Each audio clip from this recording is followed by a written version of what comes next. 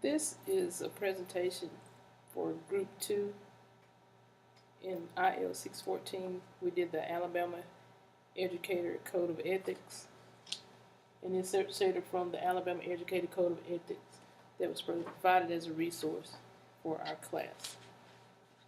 So what we've done is we've taken these standards and just taken out some highlights for each one to explain what they mean. So we have 9. The first one is professional conduct. And it says the professional should demonstrate conduct that follows all the recognized professional standards.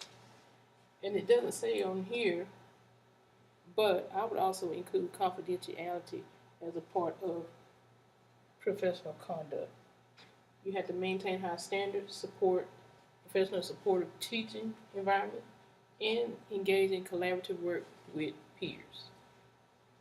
So all that is part of your professional conduct, what is expected of us as educators. Standard 2 talks about trustworthiness. We must be honest and have integrity in all our professional practices, whether we're talking about with colleagues or talking about with students.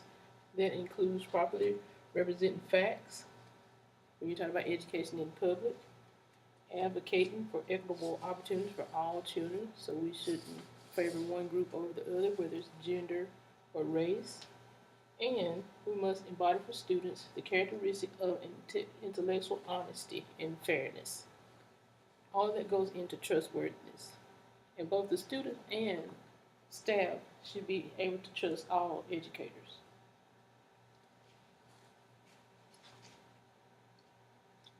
Unlawful acts, that would include any going against any federal, state, or local law. And teachers must be careful about upholding these laws to avoid legal issues. And that could be anything from going out talking about public records out to the public where anyone can hear you, engaging in an inappropriate relationship with students or another faculty member. So all of that goes with your unlawful acts. So you have to be careful that you follow federal laws, your state laws, and your local laws. Teacher-student relationship, that's standard 4. You should always maintain a professional relationship. And teachers have to be careful sometimes about crossing the lines, especially when you associate with the students outside the class. So you have to be careful with that. You should fulfill the role as a confidant, mentor, and you should be an advocate for all students.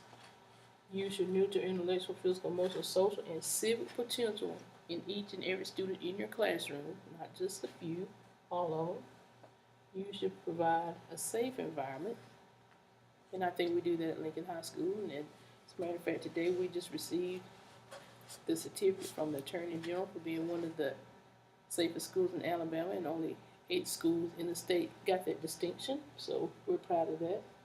And you should create and support and maintain a challenging learning environment in your classroom. So that goes, all of this goes with your teacher-student relationship. Alcohol, drug, and tobacco use or possession, you should not use these things on campus at all.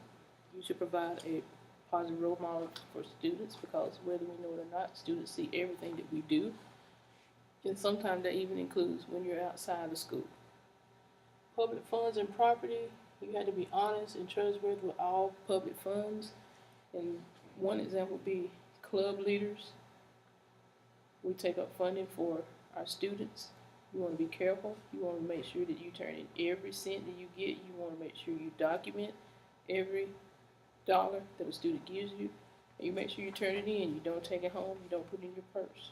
You don't leave it in your desk. And you surely don't leave it out where students have access to it and it could come up missing. That's what funds and property. And with our remunerative conduct, we have to maintain integrity with students, colleagues, parents, our stakeholders, our community leaders. That's accepting gifts, any kind of favors, or additional compensation.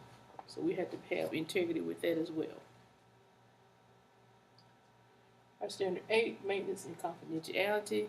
I had already mentioned confidentiality when I talked about professional conduct.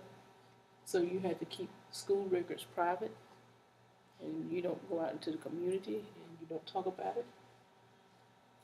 Abandonment of contract, that's our standard number 9, our last standard.